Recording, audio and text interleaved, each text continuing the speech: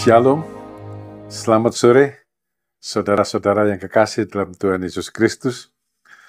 Sore ini saya ingin membahas satu hal, yaitu menyesal karena telah mengambil keputusan yang benar. Dalam Yeremia pasal 34, ayat 8-11 dikatakan, Raja Sedekia mengikat perjanjian dengan rakyat yang ada di Yerusalem untuk memaklumkan pembebasan, supaya setiap orang melepaskan budak mereka, budak Ibrani, laki-laki atau perempuan, itu harus dilepaskan menjadi orang merdeka, sehingga tidak ada lagi seorang Ibrani pun menjadi budak dari orang Ibrani lainnya.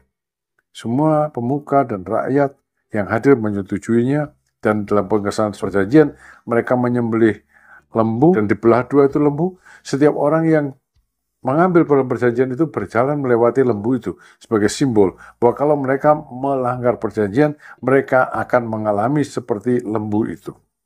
Ya, orang-orang kemudian menyetujuinya. Mereka melepaskan budak-budak Ibrani mereka, semua merdeka. Lalu mereka menyesal telah membebaskan budak-budak mereka. Dikatakan sesudah itu mereka berbalik pikiran, lalu mengambil kembali budak-budak lelaki dan perempuan yang telah mereka lepaskan sebagai orang merdeka itu, dan menundukkan mereka menjadi budak laki-laki dan budak perempuan lagi. Saudara, gini, kita pasti pernah menyesalkan sesuatu yang telah kita putuskan atau lakukan.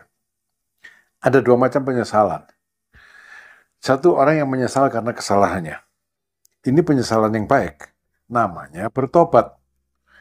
Penyesalan jenis ini membawa orang kembali kepada Allah, membawa orang kembali kepada kebenaran. Tapi ada penyesalan yang kedua, yaitu orang yang menyesal karena telah mengambil keputusan yang benar. Penyesalan yang jenis ini namanya lari dari Allah, lari dari kebenaran. Sekarang, mengapa ada orang yang menyesali keputusan yang benar yang telah diambilnya?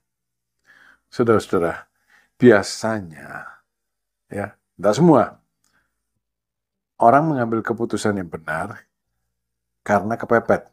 Tidak semua, ada juga mengambil keputusan yang benar bukan karena kepepet. Saudara, dia mengambil keputusan yang benar, meninggalkan kesalahan, meninggalkan dosa.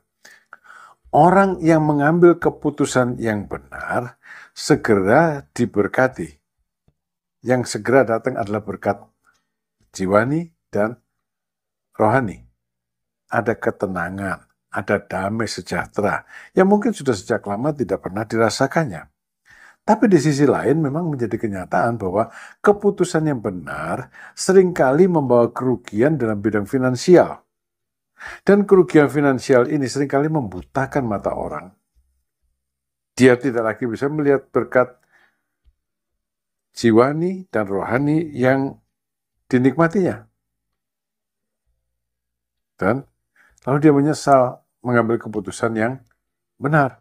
Dia pikir ternyata malah rugi. Secara finansial rugi. Padahal keputusan yang benar pada waktunya akan menuai berkat finansial juga. Sayangnya, orang yang materialistis tidak bisa menghargai berkat psikologis dan berkat spiritual ini. Dia lebih menghargai berkat finansial. Dan norma hidup inilah yang kemudian mendorong orang untuk menyesali keputusannya, mengambil keputusan yang benar itu disesali dan ditinggalkan keputusan yang benar, dan kembali dia kepada yang dulu-dulu juga. Tapi perlu diketahui, saudara, bahwa menyesali keputusan yang benar justru membawa malapetaka. Yang segera datang adalah malapetaka psikologis dan spiritual.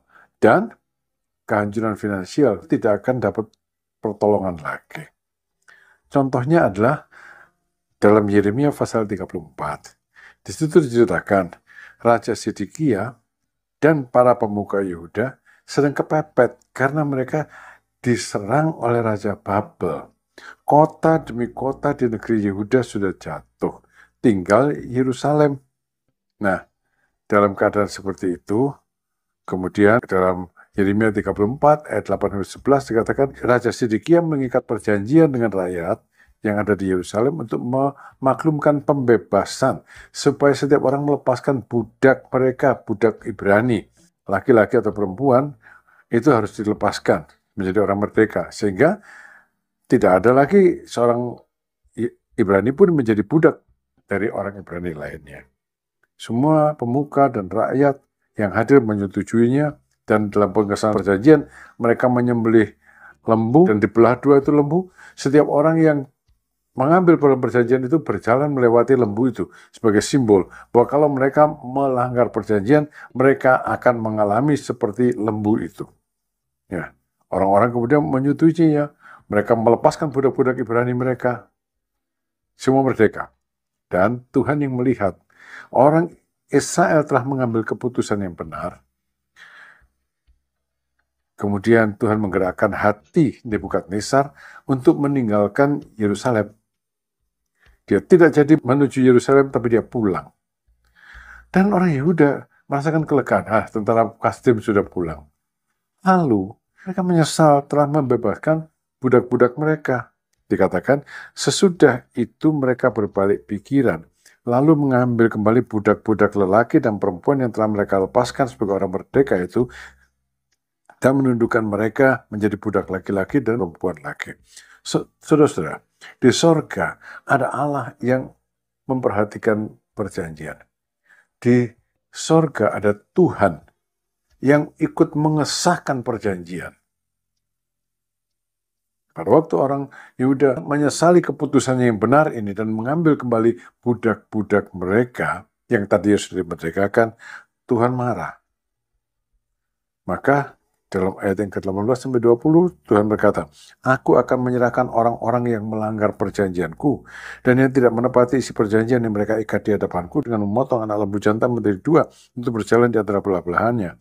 Pemuka-pemuka Yehuda, pemuka-pemuka Yerusalem, pegawai-pegawai istana, imam-imam, dan segenap rakyat negeri yang telah berjalan di antara belahan-belahan anak lembu jantan itu yang telah mengesahkan perjanjian untuk melepaskan budak-budak mereka, mereka akan kuserahkan ke dalam tangan musuh mereka dan ke dalam tangan orang-orang yang berusaha mencabut nyawa mereka, sehingga mayat mereka menjadi makanan burung-burung di udara dan binatang-binatang di bumi.